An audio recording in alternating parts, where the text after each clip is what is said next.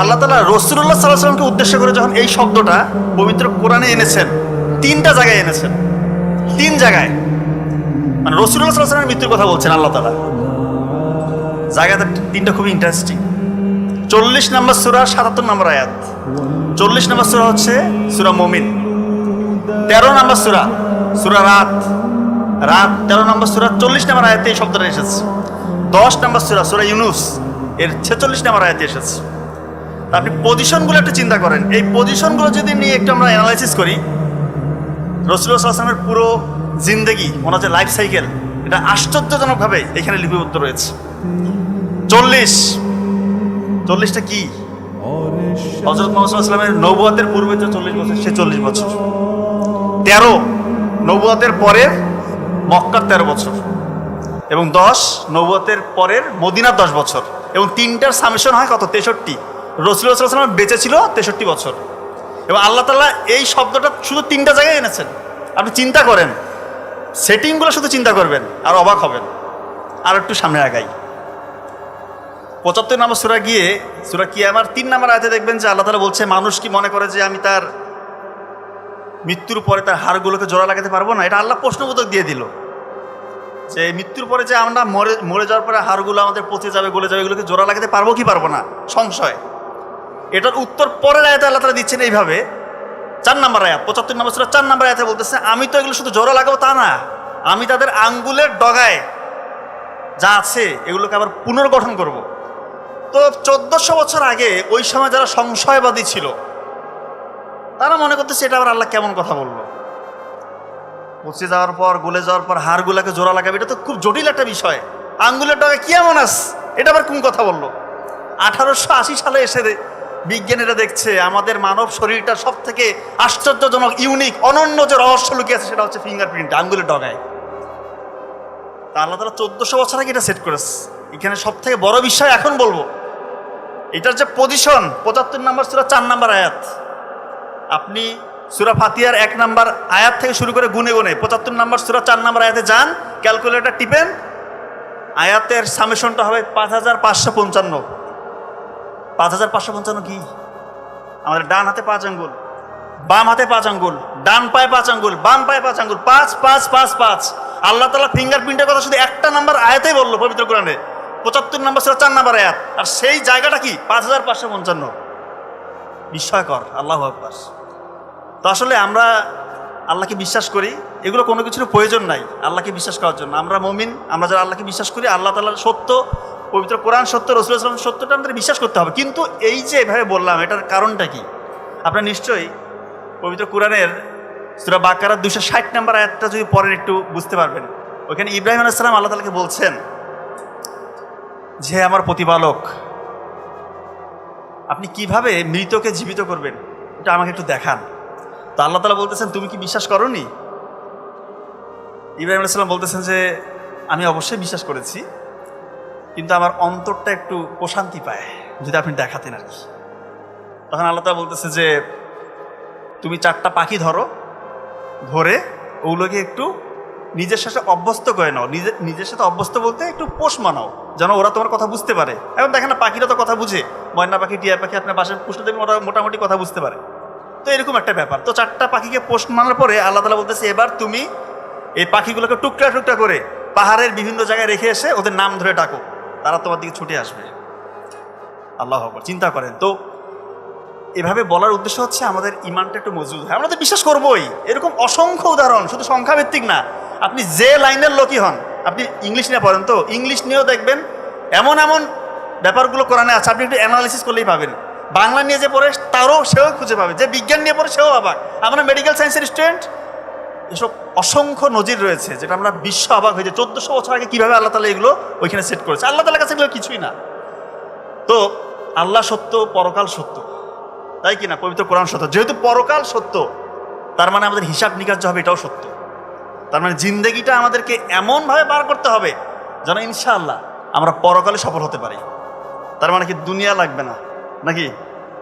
দুনিয়া লাগবে কি না? আচ্ছা, দুনিয়া যে লাগবে সেটা আল্লাহ তাআলাই আমাদেরকে শিখিয়ে দিচ্ছেন।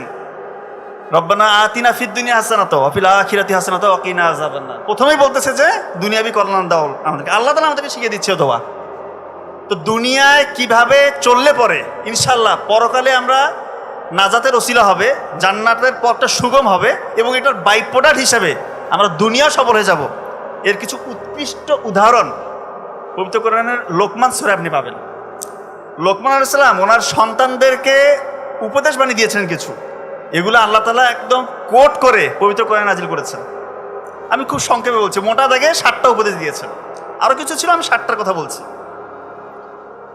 প্রথম কথা, নামাজ কায়েম করতে হবে। 2 নাম্বার, সৎ কাজ করতে হবে। 3 নাম্বার, অসৎ কাজে বাধা দিতে হবে বা নিরুৎসাহিত করতে হবে। 4 নাম্বার, বিপদে ধৈর্য ধরতে হবে। 5 নাম্বার, অহংকার বশত কাউকে অবজ্ঞা করা যাবে না। 6 নাম্বার, গর্ব অহংকার বশত দাপট নিয়ে মাটিতে পা ফেলা যাবে না। নাম্বার 7, অশালীন আচরণ করা যাবে না, চলাফেরায় শালীনতা বজায় রাখতে হবে। আচ্ছা, 1 নাম্বার হচ্ছে নামাজ কায়েমের কথা বলেছে, তাই তো? আমরা মুমিন বান্দাবান্দীদের জন্য 1 নাম্বার ফরজ ইবাদত হচ্ছে পৃথিবীতে নামাজ। নামাজ পড়তেই হবে আপনাকে, যে হালতে থাকেন আপনাকে নামাজ পড়তে হবে। তো নামাজ পড়লে কি লাভটা কি আল্লাহর নাকি? লাভ আমাদের নিজেরই। মেডিকেল সায়েন্স এসে বলছে, যখন আমরা নামাজে দাঁড়াই, একাগ্রচিত্তে যখন নামাজ পড়ি, তখন আমাদের ব্রেইন থেকে নির্দিষ্ট লেভেলে ডোপামিন এবং সেরাটোনিন হরমোন রিলিজ হতে থাকে। আমাদের সারাদিনের এই যে কর্মব্যস্ত জীবন, আমাদের কত দুশ্চিন্তা, হতাশা, ডিপ্রেশন, অ্যাংজাইটি, স্ট্রেস, এগুলো কমতে থাকে যখন একজন বান্দা সহিভাবে নামাজ পড়ে।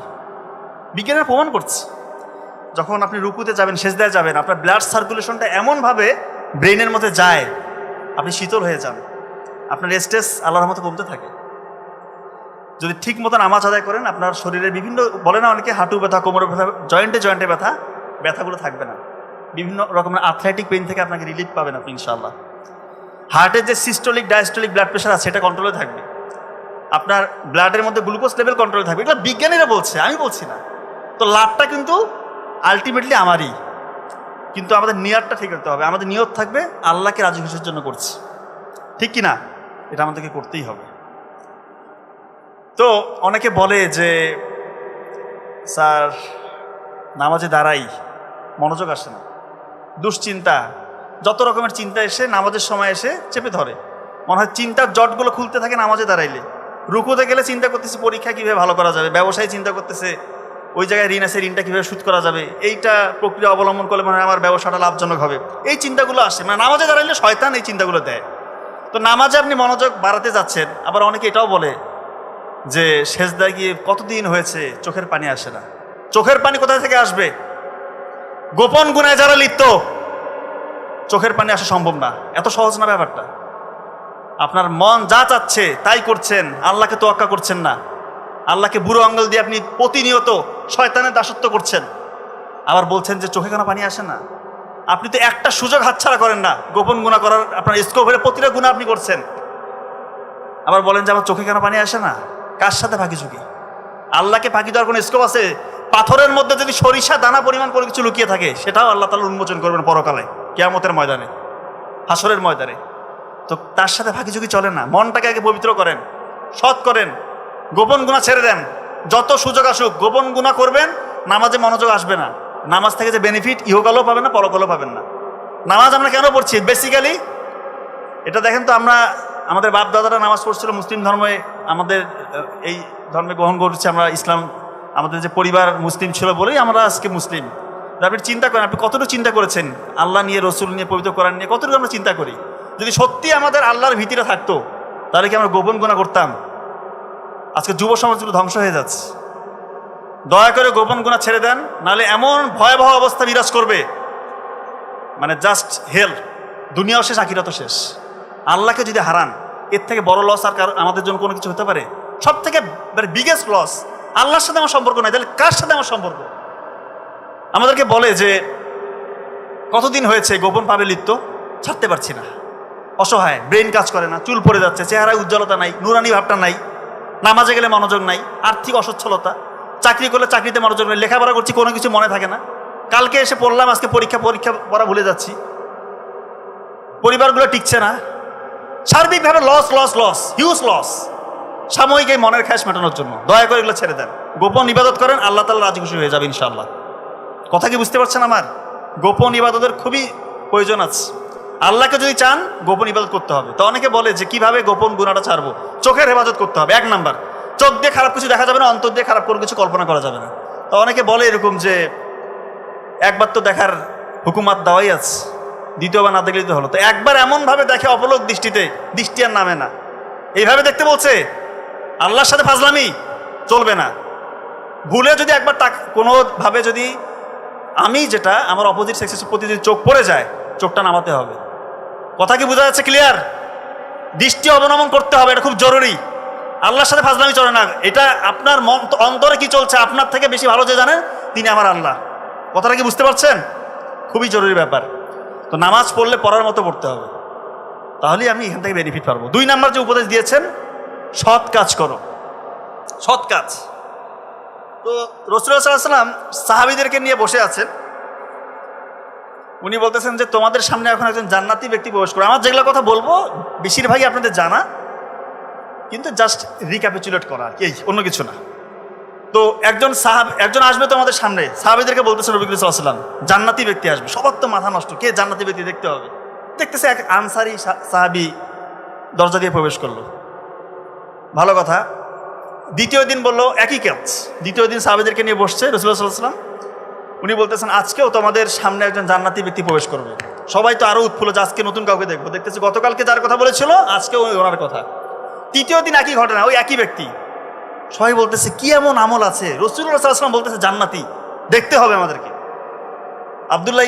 আব্দুল্লাহ ইবনে আমর ইবনে আস রাদিয়াল্লাহু তাআলা উনি ওনাকে গিয়ে বললেন, ভাই আমার বাবার সাথে একটু অভিমান হয়েছে, আমি আপনার বাসায় কিছুদিন থাকতে চাই। তো উনি বলল যে ঠিক আছে, সমস্যা নেই, আমার বাসায় আসেন আপনি। তো আব্দুল্লাহ ইবনে আমর রাদিয়াল্লাহু তাআলা উনি ওনাকে অবজার্ভ করতেছে কি ইবাদত করে। রাতের বেলা উনি ঘুমাচ্ছে না। আব্দুল্লাহ ইবনে আমর রাদিয়াল্লাহু তাআলা যে কি ইবাদত করে দেখি, চোখ বন্ধ করে আছে কিন্তু চোখ খোলা, মানে দেখতেছে কোনো নফল ইবাদত নাই, তাহাজ্জুদ নাই। ফরজ নামাজটা পড়লো, ভাবতেছে যে দিনের বেলা তো অবশ্যই রোজা রাখবে, রোজাও রাখলো না, কোনো নফল রোজা নাই। কয়েকদিন ভেবে গেল যে এক্সট্রা কোনো ইবাদত নাই, শুধুমাত্র নামাজ পড়তো আর হঠাৎ একটু নফল ইবাদত। পরে উনি বাধ্য হয়ে বলেই ফেললেন ওনাকে যে ভাই দেখেন, আসল ঘটনা হচ্ছে নবী করিম সাল্লাল্লাহু আলাইহি ওয়াসাল্লাম 3 দিন আপনাকে জান্নাতি ঘোষণা করছেন। তো আমি তো আপনার মধ্যে স্পেশাল কোনো আমল লক্ষ্য করলাম না। কি এমন আমল আপনি করেন যেটার কারণে রাসূলুল্লাহ সাল্লাল্লাহু আলাইহি ওয়াসাল্লাম আপনাকে জান্নাতি ঘোষণা করছেন? তো উনি বলতেছে ভাই আপনি বা তুমি যেটা দেখছো ভাই এটাই আমার আমল। বলতেছে না অবশ্যই কিছু আছে। তখন উনি বলতেছে যে হ্যাঁ এটা হতে পারে, আমি জানি না, আমার মধ্যে এটা কাজ করে যে অপর কোনো মুসলিম ভাইয়ের প্রতি আমার মনে কোনো হিংসা বা বিদ্বেষ জায়গা নেয় না। আল্লাহ তাআলা যখন কোনো নিয়ামত আমার অপর কোনো মুসলিম ভাইকে দিয়ে দেয়, আমার ভিতরে কোনো হিংসা জন্মায় না এবং আমি কারো গীবত করি না। চিন্তা করছেন কি ওনাদের অন্তরের আত্মার মানে পরিশুদ্ধির ব্যাপারটা কতটা ছিল। তখন আব্দুল্লাহ ইবনে আমর রাদিয়াল্লাহু তাআলা ওনাকে বললেন যে এটাই তো সেই জায়গা যেটা আমাদের নাগালের বাইরে। এখন আমরা যে দৃশ্যমান ইবাদতগুলো, বাহ্যিক যে ইবাদতগুলো, নামাজ, রোজা, হজ, যাকাত, দান, সদকা, এগুলো তো অবশ্যই করতেই হবে, কিন্তু অন্তরটা পরিশুদ্ধ করতে হবে। হিংসার জায়গা দিবেন না দয়া করে। অন্য কারো আপনার হয়তো বা ক্লাসমেট, আপনার কলিগ, পাশের বাড়ির ছেলেটা বা মেয়েটা বড় কিছু করছে, ভালো কিছু করছে, খুশি হয়ে যান, আলহামদুলিল্লাহ বলেন, মন থেকে আসতে হবে এটা। আল্লাহ তাআলা আপনার উপর রাজি খুশি হয়ে আপনাকে নেয়ামতে বাড়াই দিবে ইনশাআল্লাহ। কথা বুঝতে পারছেন? মনের ভিতরে হিংসামি রাখেন না, এগুলো থেকে শেখার আছে, হিংসামি রাখবেন না, আল্লাহ খুশি হয়ে যাবে। আর একটা কাজ করবেন, যদি সম্ভব হয় বাড়ির আশেপাশে যদি কবরস্থান থাকে, কবরস্থানে গিয়ে মাঝে মাঝে একটু জাস্ট দাঁড়ায় থাকবেন। দেখবেন যে আপনার সাথেই হয়তো চলেছে ফিরেছে, দেখেছেন ছোটবেলা থেকে, তারা আজকে কবরে শুয়ে আছে।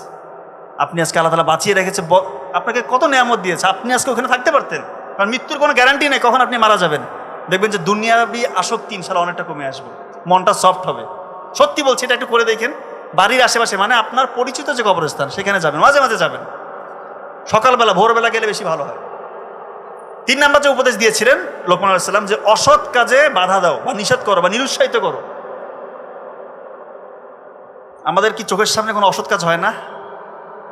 আজকে তো আমরা ডিজেবল, আমি বলবো গাজায় যে নৃশংস হত্যাযজ্ঞ চলছে, আমরা কি করছি? আমরা কি করছি এটা কি চিন্তা করেন। এমন একটা ভাবে ওইখানে হত্যাযজ্ঞটা চলছে, এখন আমাদেরকে এটা ইউজ টু করে দিয়েছে, মনে হচ্ছে একটা নিত্যদিনের কাজ। আমাদের কোনো ভ্রুক্ষেপও নাই, আমাদের মধ্যে কোনো ওই ইমানি তাকাজা নাই যে কি করতে হবে সেটাও আমরা জানি না। সত্যি বলছি, একটু মন থেকে দোয়া করেন, অন্তত দোয়াটা করেন। পারলে কিছু ফান্ড, আপনার যতটুকু ক্যাপাসিটি আছে, এই ফান্ডটা ওই ওইখানে পাঠানোর ব্যবস্থা করেন, চেষ্টা করেন, আল্লাহ খুশি হয়ে যাবে। ক্যাপাসিটির মধ্যে আছে এমন কোনো অসৎ কাজ আপনাদের সামনে হয় না? 3 জন বন্ধু, 2 জন বন্ধু, 3 জন কলিগ গল্প করলে অপর একজনকে নিয়ে গল্প হয়, কি হয়? ওনার কি মানে প্রশংসা করা হয় নাকি? হ্যাঁ, 3-4 জন যখন গল্প করি, অন্য কাউকে নিয়ে গল্প করলে ওনার প্রশংসা করি, আমরা ভালো ভালো আলোচনা করি, হয় সমালোচনা, গীবত। এরকম যদি চোখের সামনে হয়, খুব মনোযোগ দিয়ে শুনেন কথাটা, চোখের সামনে আপনার সামনে 2-3 জন বসে গল্প করতেছেন, অন্য কাউকে নিয়ে গীবত সমালোচনা হলে ভদ্রভাবে সেখান থেকে উঠে আসবেন আল্লাহকে খুশির জন্য, অথবা পারলে ভদ্রভাবে তাদেরকে বলবেন যে ভাই আমরা অপর ভাই বা বোনকে নিয়ে কোনো খারাপ আলোচনা না করি। এই যে আপনি উঠে আসলেন, কয়েকদিন এভাবে করলে অন্যরা বুঝে যাবে যে এ তো এটা পছন্দ করে না, আপনার সামনে এটা হবে না। আমরা সবাই যদি এই প্র্যাকটিসটা করতে পারি, আর থাকবে সমালোচনা, গীবত থাকবে, উঠে যাবে, কত সুন্দর হবে দুনিয়াটা, চিন্তা করেন। 4 নাম্বার যে উপদেশ দিয়েছিলেন লোকমান আলাইহিস সালাম ওনার সন্তানদের উদ্দেশ্যে, বিপদে ধৈর্য ধারণ করো। রাসূলুল্লাহ সাল্লাল্লাহু আলাইহি ওয়াসাল্লাম বলতেছেন যে মুমিনদের পুরো জীবনটা হচ্ছে বিস্ময়কর, সকল অবস্থায় তার জন্য কল্যাণকর। এটা শুধু মুমিনদের জন্য, কারণ মুমিনের উপর যখন সুখ আপতিত হয় তখন সে শকর গোজর করে আল্লাহর, এটা তার জন্য কল্যাণকর। আর যখন তার উপর বিপদ আপতিত হয় উনি ধৈর্য ধরে, এটাও কল্যাণকর। আমরা অনেকে বিপদে দিশাহারা হয়ে যায়, হায় হুতাশ করি, কি করব, দিশা পাচ্ছি না। কি লাভ রে ভাই, বিপদ যেটা আসছে সেটা আপনি কাটাতে পারবেন না, একমাত্র কাটাতে পারে আল্লাহ তাআলা। নামাজে দাঁড়িয়ে যান, নফল ইবাদত করেন, সেজদায় গিয়ে লুটিয়ে পড়ে কান্না করেন, আল্লাহ তাআলা ইনশাআল্লাহ প্রবলেম সলভ করবে। যদি চোখের পানি সেজদায় যাওয়ার পরে চোখের পানি আপনার পরে আসে, ধরে নেন যে ইনশাআল্লাহ আপনার বিপদ কাটা শুরু হয়ে গিয়েছে, আপনার বিপদ আল্লাহ তাআলা নিজের হালতে নিয়েছে, ইনশাআল্লাহ বিপদ কেটে যাবে। বিশ্বাস করেন, করে দেখেন, মনটাকে পরিশুদ্ধ করেন, বিশ্বাসটা রাখতে হবে। তো ওই বিশ্বাস না নিতে হবে না। বিপদে আমরা ধৈর্য ধরবো, আল্লাহ খুশি হয়ে যাবে, শুধু সমস্যার সমাধান করবে না, বহু গুণে বাড়িয়ে দিবে ইনশাআল্লাহ। 5 নাম্বার যে কথা বলেছিলেন লোকমান আলাইহিস সালাম ওনার সন্তানদের জন্য, অহংকার বশত কাউকে অবজ্ঞা করা যাবে না। রাসূলুল্লাহ সাল্লাল্লাহু আলাইহি ওয়াসাল্লাম বলতেছেন যে কারো অন্তরে যদি দানা পরিমাণ অহংকার থাকে সে জান্নাতে প্রবেশ করবে না। তখন সাহাবীরা রাসূলুল্লাহ সাল্লাল্লাহু আলাইহি ওয়াসাল্লামকে বলতেছেন, ইয়া আল্লাহর রাসূল, আমরা তো সুন্দর পোশাক পরতে পছন্দ করি, ভালো জুতা পরতে পছন্দ করি, এটাও কি অহংকার? জবাবে রাসূলুল্লাহ সাল্লাল্লাহু আলাইহি ওয়াসাল্লাম বলতেছেন যে আল্লাহ তাআলা নিজে সৌন্দর্যকে পছন্দ করেন। অহংকার হচ্ছে সেটা, কেউ যদি সত্যকে প্রত্যাখ্যান করে এবং অহংকার বশত কাউকে অবজ্ঞা করে। আমাদের মধ্যে এরকম নাই? আমরা সামান্য টাকা পয়সার মালিক হয়েছি, গাড়ি বাড়ি কিনেছি, একটু ফেম হয়েছে, একটা বড় পজিশন হোল্ড করছি, নিজের মধ্যে অহংকার জাগ্রত হয়, মানুষকে মানুষ মনে করি না, নিজে যার সাথে চলেছি ফিরেছি তাকে একটু নেগলেক্ট করছি। এরকম হয় না?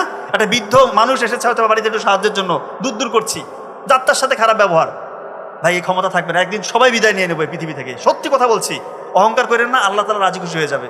আপনি যত বিনয়ী হবেন, আপনার অনেক কিছু আছে, মানে আপনার ক্ষমতা আল্লাহ তাআলা যথেষ্ট দিয়েছে, পজিশন দিয়েছে, টাকা পয়সা দিয়েছে, আপনি বিনয়ী, আল্লাহ তাআলা কি কমাবে? আপনার বাড়িয়ে দেবে ইনশাআল্লাহ। আর অহংকার করলে আমরা সবাই জানি এটা পতনের মূল। অহংকার করলে আপনি যে স্টেজে আছেন আপনার শুধু ডাউন হবে, দিনকে দিন শুধু নিচে নামতে থাকবেন, অহংকার আনিয়ে আনবেন মনের ভিতরে। 6 নম্বর যে কথা বলেছিলেন,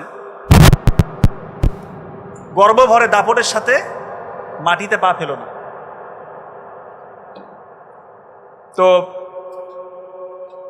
এখন অনেককে দেখা যায় যে সামান্য একটু ক্ষমতা পাইলে মানুষকে আর চিনে না, সিনা টাইট করে এমনভাবে হাঁটে সামনে যে মানুষ আর সামনে নাই, সব মনে হয় গরু ছাগল পশু প্রাণী, এমনভাবে চলে, তাদের অত্যাচারে এলাকাবাসী অতিষ্ঠ হয়ে যায়। আছে না এরকম? আমরা তো হাসপাতালে ডিউটি করি, এরকম বহুত পাতি নেতা দেখছি, সামান্য একটু ডায়রিয়া, বমি আর পেট ব্যথা হইলে কাতরাইতে থাকে এসে। তখন মনে হয় যে এর মতো অসহায় দুর্বল মানুষ মনে হয় পৃথিবীতে একটা নাই, অথচ তার দাপটে চলা যায় না। আসলে এটাই সত্য, আল্লাহ তাআলা আমাদেরকে, মানুষকে অত্যন্ত দুর্বল করে সৃষ্টি করেছেন, এটাই সত্য। এই জন্য গর্ব অহংকারের কিছু নেই। লাস্ট যে পয়েন্ট খুব গুরুত্বপূর্ণ আপনাদের সবার জন্য, অশালীন আচরণ করা যাবে না। 7 নম্বর যে উপদেশ দিয়েছে, ছেলেদের উদ্দেশ্যে বলতেছি। এখন কিছু ছেলেপেলের বাইক হাতে পাইলে মনে হয় শয়তান তার উপর সওয়ার হয়েছে, এমনভাবে বাইক চালায়, মাথা নষ্ট, সামনে কে আছে দেখার টাইম নেই। এগুলাকে যদি রাস্তায় পান, আটকায় প্রশাসনকে ডাকেন, তার গার্ডিয়ানকে ডাকেন, যথেষ্ট অপমানিত করার চেষ্টা করেন, যেন একটু হলেও সে ঠিক হয়। আর ছেলেপেলে তো এখন রাতের বেলা কি গেম, মোবাইলে অশ্লীলতা, জুয়া খেলা, যত রকমের খারাপ কাজে লিপ্ত ছেড়ে পেলে। যদি এইভাবে মউত চলে আসে আপনার, কিয়ামতের দিনে আল্লাহর কাছে জবাব দিতে হবে এটার জন্য। সত্যি কথা বলছি আপনাদেরকে, এই গোপন গুনাহ ছেড়ে দেন। আর মেয়েদের উদ্দেশ্যে বলি, অনেক মেয়েরা আলহামদুলিল্লাহ পর্দা করে, যারা করছেন না দয়া করে পর্দাটা করেন। এমনও মেয়ে দেখেছি আমরা, চোখের সামনে পড়ে যায়, পত্রপত্রিকায় বা নিউজে আমরা শুনি, এমন বেপর্দা বেহায়াপনা তাদের আচরণ। তো পবিত্র কোরআনে আল্লাহ তাআলা বলতেছেন যে মুমিন নারীরা তোমরা তোমাদের দৃষ্টি নত করো, তোমাদের লজ্জাস্থানে হেফাজত করো, তোমাদের সৌন্দর্যকে প্রদর্শন করো না। আর এখনকার মেয়েরা কি করছে, বেশিরভাগ মেয়ে, সব না, অনেকে আছে অনেক ডিসেন্ট, ভালো আলহামদুলিল্লাহ, কিন্তু এমন কিছু মেয়ে আছে তাদের চলাফেরা, তারা মনে হয় সৌন্দর্য প্রদর্শনের প্রতিযোগিতা নেমেছে।